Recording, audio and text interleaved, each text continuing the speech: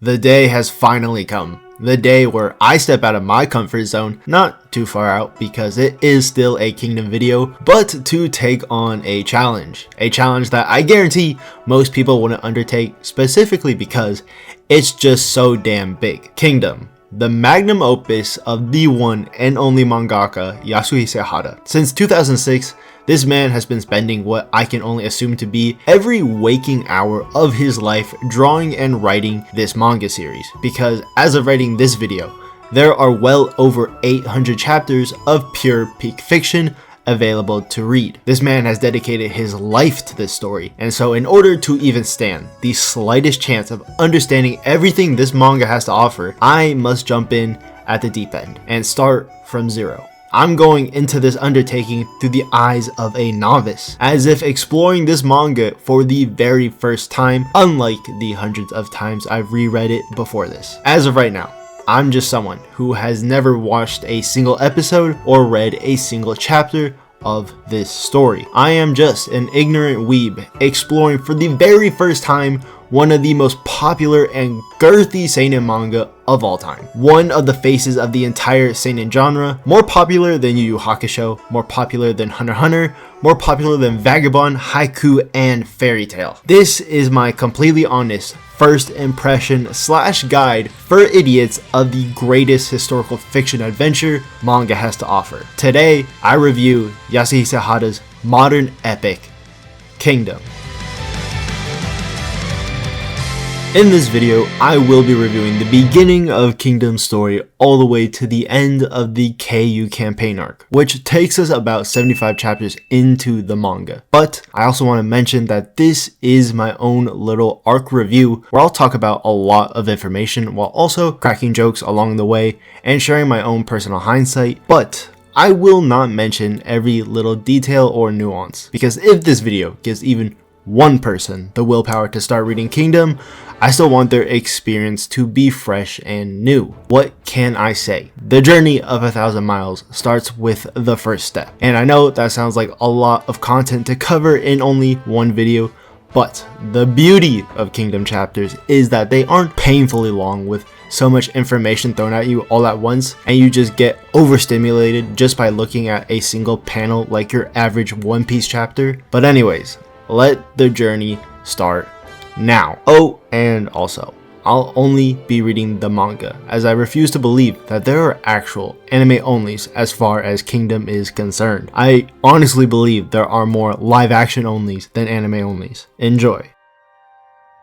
Sei Kyou's Rebellion, chapters 1 through 47. This series begins in what I believe to be a fantastic fashion. The first thing we are shown is the future of our main character, as he strides through a bloody battlefield and everyone in the background chanting his name. It's an age of never-ending war, a period of time that has come to be known as the Spring and Autumn Warring States period. We are then taken back through time, where the story of our main character finally starts. Same era, but a whole different age. That's when we are introduced to Shin, a small teenager, not even older than 13, fighting in what I first believed to be a real life or death battle against another teenager, with them trading blows that I honestly think would cripple the average person. It is after Shin loses this match that we are introduced to the opponent, Keiyou. Him and Shin have had a total of 1,252 matches,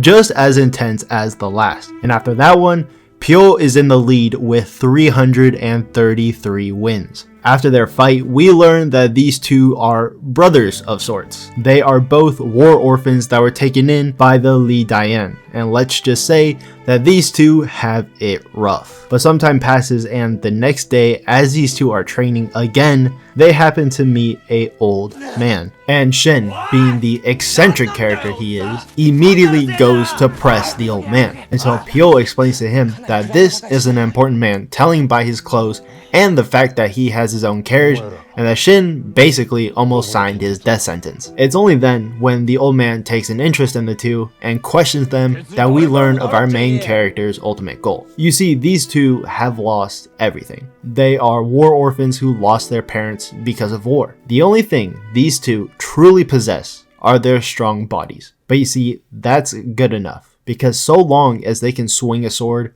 they have value. They lost everything because of fighting, so they'll take it all back with fighting. As soon as they can, they'll leave their shitty past behind them and go to war, gain notoriety, and earn great achievements, marry some beautiful girls from distinguished families, build a mega mansion, have lots of kids and even servants, and, most of all, have their names echo all throughout China as the greatest generals under the heavens. Just by this brief exchange, we can already tell what kind of characters these two are. While yes, both are young kids with dreams that surpass life itself, as early on as this, Shin gives me Luffy vibes. By that I mean he's not the brightest and is often quick to act without always thinking things through. And Keiyou reminds me of Sasuke, the calm, cool, and collected one, while somehow always having the upper hand and wits to best even those with decades of experience over him. This meeting seems like destiny for the two boys, as once they return from their duel, they are again greeted by the old man, who we find out is the minister of the Qin Royal Palace, and his name is Shobon-kun. And to everyone's shock, he's there to buy Pyou's freedom and escort him to the Royal Palace so he can begin his journey. Now there is obviously a lot of inner turmoil going through both Pyou and Shin's heads, as Pyou is also asking for Shin to be bought and brought along, but Shobon-kun turning him down on the spot. These two boys are as thick as thieves, family, brothers, rivals, and now they're getting split up. But Pyou ultimately accepts and they say their farewells with one last duel. Winner gets 2 points. 1 month has passed since Pyou left, and now rumors are starting to circulate around Shin's small village about the youngest prince attempting a coup to take the Qin crown. How the royal palace is probably a sea of blood, and we learn that Shobon-kun is the closest to the current king, meaning Pyou, someone who was bought by him, is most likely dead. Shin, in a state of shock and doubt, can't comprehend that statement and just rejects it altogether. Someone like Pyou can't possibly die. One knock on the door and we see Pyou on the brink of death. Pyou returns home with one final message for Shin, for him to continue where he left off. And as Shin accepts, he begs Pyou to live, that they were supposed to become the world's greatest generals in history together. And Pyou tells Shin the truth, that their physical strength and the strength of their hearts are the same. The two of them are one. Wherever Shin goes, Pyou will go along with him. Pyou's last words are for Shin to take him to the heavens they have fought so hard for, as he passes with a smile. What a character introduction, and what an opening to this story. I sincerely loved everything about it, and everything I've said up to this point is all included in just the first chapter alone. We all know how important it is for a creator to capture the hearts and minds of those whom consume their work, and I believe Hara did everything right. We know the time period, we know the setting, we got character motivation along with the dream and ultimate end goal for our main character, and most of all, a cliffhanger that keeps me wanting more. Shin is having a literal meltdown at this point, as he just lost his brother in his arms, when it was actually the Li Dian's son who smacked the shit out of him and reminded Shin of his promise to Pyou. And with that, Shin sets forth to finally begin his journey and his quest for vengeance. Pyou's map sent him to a dangerous village filled with thieves and murderers, and he bodies all of them. He's a kid, and he has grown-ass adults scared of him. Then he finally comes to the destination that Pyou sent him, and as Shin opens the hut's drapes, he then lays eyes on someone with an identical face to Pyou. As Shin questions this Pyou lookalike, the assassin that was sent on Pyou's trail eventually catches up to Shin, and after Shin finds out that this Pyou lookalike is also the king of Qin, and this assassin is the one who killed Pyou, Shin starts to piece together the truth. Pyou was bought to act solely as the king's decoy, and And when Shin realizes this, he goes off, beating the living shit out of the wimpy assassin. It's actually Sei, the king of Qin, who kills the assassin as Shin falters for a second. And with a small army slowly closing in on Shin and Sei, they decide to make a run for it with the help of a small child who seemingly lived in the village Shin just ran through, named Keiyou. And with that, these two peasant nobodies, with the help of this powerless king, all using each other for their own self-serving purposes. Ten for money, Shin is using Sei's circumstances to help him start along his path, and Sei is using them as bodyguards of sorts. With the three of them in some sort of understanding, they head to a rendezvous point to hopefully reunite with Sei's faction of followers. Now, this is no ordinary rendezvous point. It actually holds a special backstory that connects to one of the former kings of Qin and the mountain tribe people dating 400 years back. And once Sei's faction arrives and meets up with the trio, these guys are utterly useless. These are the guys that are supposed to help Sei return to the Qin capital and reclaim the throne by battling his younger brother's faction. And yet, they are all beaten up and crippled.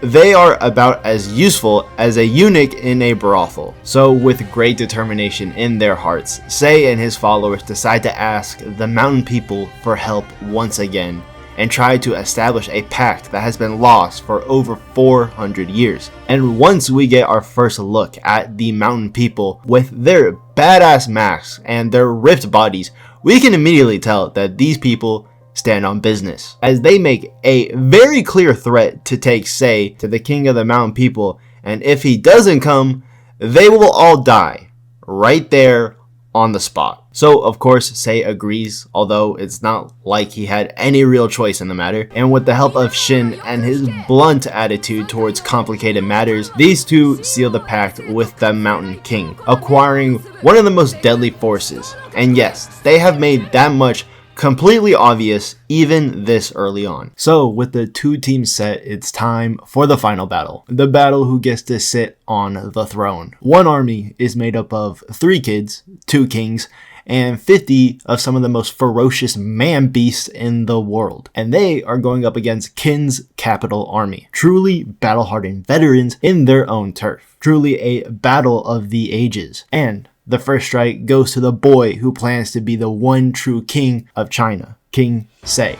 And then the blood flows. Now keep in mind, Sei's team is completely outnumbered, and they have no escape because as they made their way into the capital, all their exits were cut off. So they try to make a little encampment next to a wall for them to climb, but each time they attempt to do so, they are speared down before they even have a chance to make it to the top. Now, Shin, being the mega Chad he is, takes matters into his own hands as he nonchalantly decides to just run up the wall as if it's no big deal, killing the guards standing in his way, and opens the gate leading to the palace. Now behind the gate lies a trap, sitting and waiting for the mountain men, and in order to end this battle as quickly as possible, a group splits off from the main to go around through the inner palace. Now for the mountain people in both groups, they are really doing God's work in this battle, facing 90% of the enemies like they are nothing, but it is Shin who is the shining star, as he faces off against the strongest opponent standing between him and the throne room, which when you really think about it, right, it's kind of fucked up as there are 2 profoundly strong mountain men with him. One who uses a boulder as a weapon, and the other is a dual-wielding demon who is the same guy who threatened to kill the king a few chapters prior. And Shin is facing off against a guy who splits people in half. But Shin makes short work of him after their second exchange. And with that, no one is standing between them and the throne. Now, as expected, Shin obviously makes a loud and obnoxious entrance, immediately calling out Keiyou, the pretend king. But all of a sudden, a mutant with shark teeth and the body of the Hulk appears, nearly biting Shin in two. But once again, the heavens favor this kid. With the teamwork of the mountain people and Shin becoming one with his sword, he stabs the ferocious monster through the shoulder. Now obviously, this does not kill it. I don't even think Shin could even kill it at this point. But Shin put the fear of God into him, because the next thing this man-beast mutant does is bow his head. And with literally no one left in the room, except for a bunch of dorks in robes, they take off running, only for a few heads to go flying from a third-party individual. And also, Chancellor Ketsu was slain, and he was the sole person responsible for putting Keiyou on the throne and inciting the coup. And with that death, victory has been handed to Shin and Sei. With the realization that the battle has been lost, Keiyou runs for it, heading straight to the courtyard where the main battle is taking place, which now means the two brothers who are fighting for the throne are at the same place. And when all hope looks bleak for Keiyou, another third-party individual arrives, someone who has been slowly watching all the bloodshed unfold. As this individual jumps down from the top of the castle walls, while what seems to be his own personal army slowly climbing down on ladders, everyone is instantly stricken with fear. Fear of the unknown possibilities with his appearance at the closing end of the battle. And to really set the mood for this character, when a general on the side of Kyo's command appears before him, questioning him, his reply is to cut the poor soul in half with one swing of his glaive. And with that, a path towards Sei appears before him. Mountain people and flatland warriors alike are simply too scared to stand before this mysterious man. He goes to question Sei, to simply ask what kind of king he wants to be. Sei answers immediately by saying, the one true king of China. And with that answer, we learn a little bit of history about this mysterious beast of a man, as well as Sei's great-grandfather, King Shou, also known as the God of War. King Shou was a man who reigned for 55 years, and in those years he spent much of it in war, dreaming one day of conquering all of China. And the person beside him was this mysterious character, Oki, the demon bird of Qin. Oki looks into the eyes of Sei, and he likes what he sees. As the old saying goes, the eyes are the window to the soul. And as fast as he appeared, he left just as fast, telling Sei that in order to be a king worthy of him, he must first gain power and not be a pawn like his brother. With Oki and his army out of the way, the curtain finally begins to close on this long battle. Shin appears with the head of Chancellor Ketsu, and Sei locks eyes with his brother. And I have to say, I really do love the art in the first arc, because it's so easy to see the emotion that Yasuhisa Hara is trying to give off, and Keiyou looks scared for his life, furious that it's all crumbling around him, nervous as to what fate awaits him, and Sei just beats the shit out of his little brother, as his little brother calls him a half-breed commoner and his mother a whore, basically. And with that whooping over, the victory goes to Sei.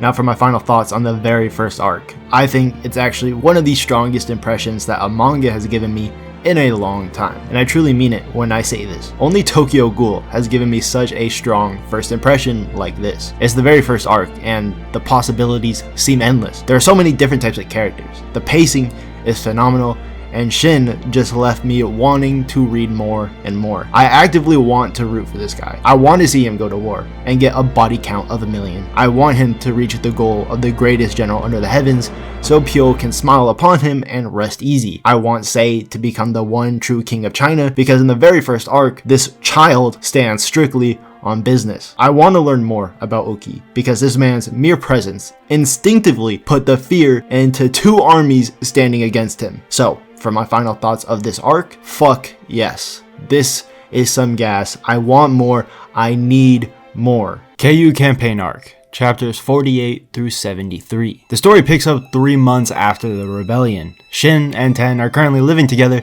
in this lovely little shack. Shin has been healing up from his fights during the battle for the throne, and of course, still training, getting stronger, waiting for the day when he can prove himself on the battlefield. And as fate would have it, he wouldn't have to wait long, as the state of Wei has begun an invasion and Qin is looking to recruit soldiers. Shin leaves behind Ten and heads to the battlefield, where he sees some familiar faces from the village, the Wei brothers, and when they reach a resting point, they are ordered to form a group of 5. And Shin, being a literal child, of course, no one picks him. For some reason, another child is there who no one picked, and he just stands next to Shin without saying a single word. The Wei brothers join him, and a chief commander that no one joined makes his way to the leftovers. And with that, the team of leftovers is assembled. After setting up camp and doing official introductions, they go over where they will be heading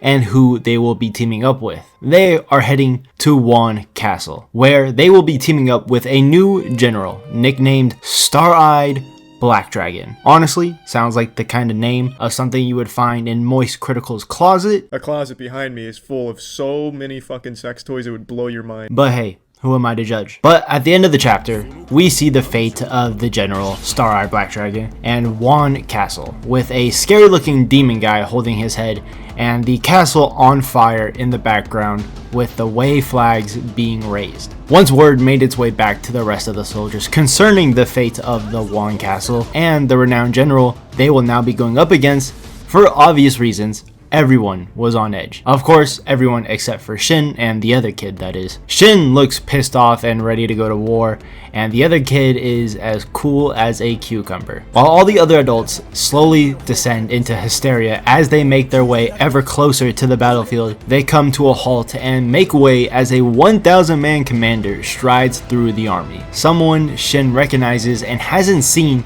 since the battle for the throne, Commander Heki. Heki is on his way to see the Supreme Commander of the army. Him seeing Shin was pure coincidence, but not all that surprising, as he was sure Shin would be in this war somewhere, as he's been talking his head off about this to everyone and their mother since day one. At the general's meeting, we meet the Supreme Commander Keiyou.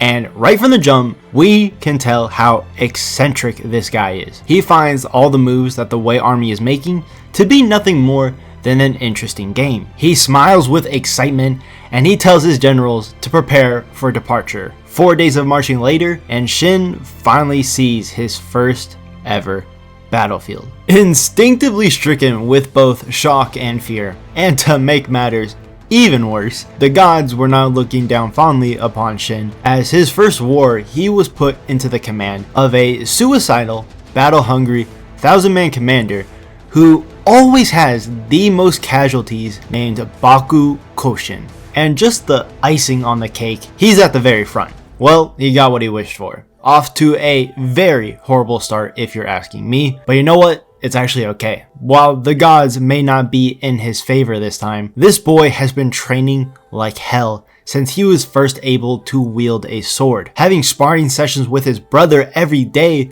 like seasoned veterans, and even having a few renowned kills under his belt already. This may be his first war, but he is no novice. Shown perfectly to us when his commander ordered for the suicidal charge, and of course, our very own main character was leading it, heading headfirst into a wall of shields and spears, and he lets his talent show as he jumps over the wall and lands in the middle of a bunch of Wei soldiers and proceeds to let his blade fly. I'm talking bodies, bodies, bodies. He is a literal child, and he is cutting up these adults who have him surrounded and outnumbered, and to make matters even worse for Wei, he makes an opening for the charge. As the battle ensues, all the adults have already come to the conclusion that Shin, on a very fundamental level, is far beyond what everyone else is capable of. He is so far ahead of all the others as his sword even reaches the head of a commander. Their progress is soon halted. Their hope of surviving is soon cast out, as Wei's infamous war chariots begin cutting through more than 50% of the infantry left from the initial charge. Surviving the first wave alone is a miracle, as they look around with thousands of scattered bodies lying around them. Kyokai suggested using the corpse as ramparts to divert the incoming wave that's supposed to finish off any stragglers. And after barely surviving the second onslaught, Kyokai said it was time to launch a counterattack. Of course, it's only Shin who launches the counterattack, as everyone else is either too scared to move or just too slow, while Shin on horseback and a javelin in hand targets the wheel of the war chariots, tipping it over and taking the head of the captain of the chariot unit. That's 2 high-profile targets in only his first day. Shin goes off trying to take on the rest of the chariots and finds the scattered remnants of the infantry and redirects them to the ramparts, thus saving the infantry from near destruction. After receiving word of the 4th Army's survival, Keiyou, who has remained passive thus far, commands the 4th Cavalry to charge and take the hill. Now when Shin and the remnants of the infantry finally receive backup, they think they can rest easy as they have literally just survived what should have justifiably killed them all. But once again, this douchebag commander who is in charge of 1,000 men, now reduced to a measly 100, must take on another suicidal mission, which is to take the hill and slay General Kyugen of Wei. Now this is what I truly imagine military life to be like. Just never-ending hell and a dickhead of a superior telling you to go die some more. As they charge up the hill, the squad of 100 men is separated into 2 groups. The cavalry on horseback, which Shin joins, and the infantry who is on foot, who get left behind because they already have 1 foot in the grave and they are just too damn slow. But Shin leaves them in good hands as we finally see what Kyokai is capable of. With only the HQ's defensive troops between them and General Kyugen, General Kyu is forced to draw out his last card. An archer named Ko Regan, skilled enough to put his arrow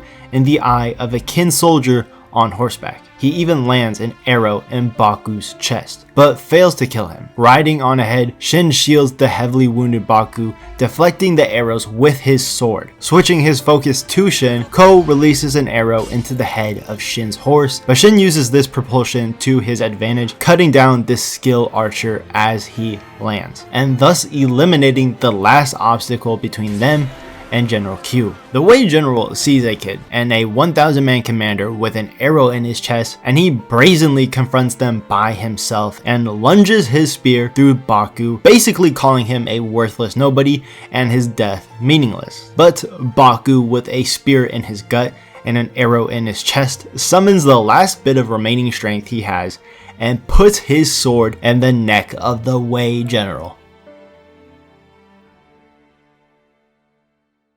They have successfully taken the hill, but with nowhere to go. Lacking the numbers to cut back through where they came, they were left with no other choice but to go down the other side of the hill. But to their dismay, this path was cut off by the Wei Supreme Commander Gokai's army, which was believed to have been stationed on the hill further back and was now on the move. Struggling to regroup with the remnants of Baku's unit, climbing the hill was proving impossible for Heki's troops. But just as things were looking their most dire, Oki, my goat, arrives. Noting the strict penalty for interfering in a war without a summons, Oki claimed he merely wanted to watch the battle, stating that the hill on which Baku's unit was trapped would make for a perfect spot, and with that, he would simply kill whoever got in his way. Merging with Oki's army, Heki's troops quickly surged to the peak. With their safety now secured, Oki peers down from their vista to watch the Gokai armies advance, asking Shin who he believes will win, Gokai's strategic genius or the Duke with his instinct, claiming that the struggle between the two principles is an eternal theme among generals. Out of nowhere,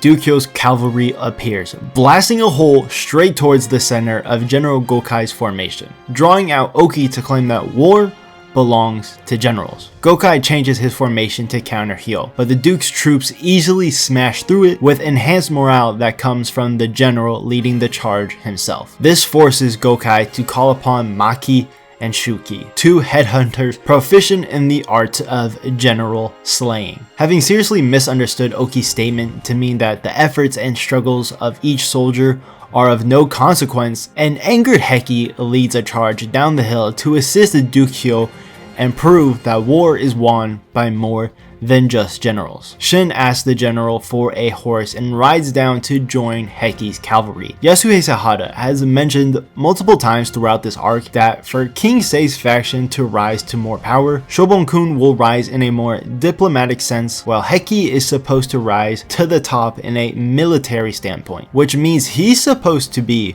one day, a great general. Stop the cap. Stop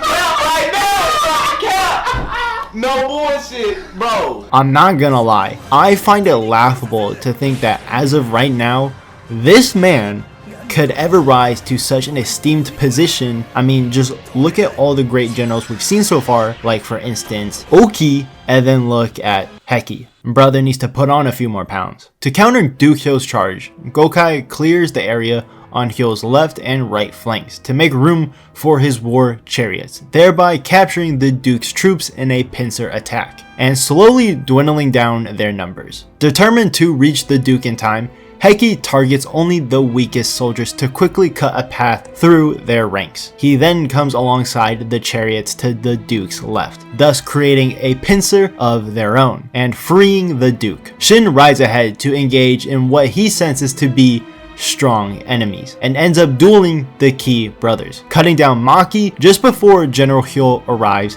to kill Shu. Eager for blood, General Gokai then decides to duel Duke Hyo. And let me tell you, General Gokai is a braver man than me, because seeing the Duke take 5,000 men versus the main bulk of the Wei force and cut his way through to reach me, I wouldn't 1v1 him. And General Gokai should obviously have been more like me, because that man got sliced in two, thus putting an end to the war.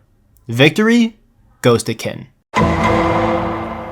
It's very apparent to me that from the very beginning, Yasuhisa Hara had a comprehensive grasp of this story, including designs for characters, vibe of the entire story, cultures, and political factions. And probably my favorite aspect of him and this story is that from the beginning, he knew exactly what kind of manga he was making. This manga is not a fluke like Dandadan. That manga was never supposed to blow up, and the author just wrote it to have fun more than anything. But Kingdom has been the ultimate goal for Hara. He drew 4 different one-shots that let him pitch the story of Kingdom to publishers in Japan in order to secure the chance for a long-term serialization of the Kingdom we have today, and even incorporating some of those stories into the manga. And now, almost 2 decades into the future, he has still yet to end this mammoth of a journey. It doesn't even feel like Hara is halfway through it yet. I honestly can't wait to continue. I will conquer this Everest.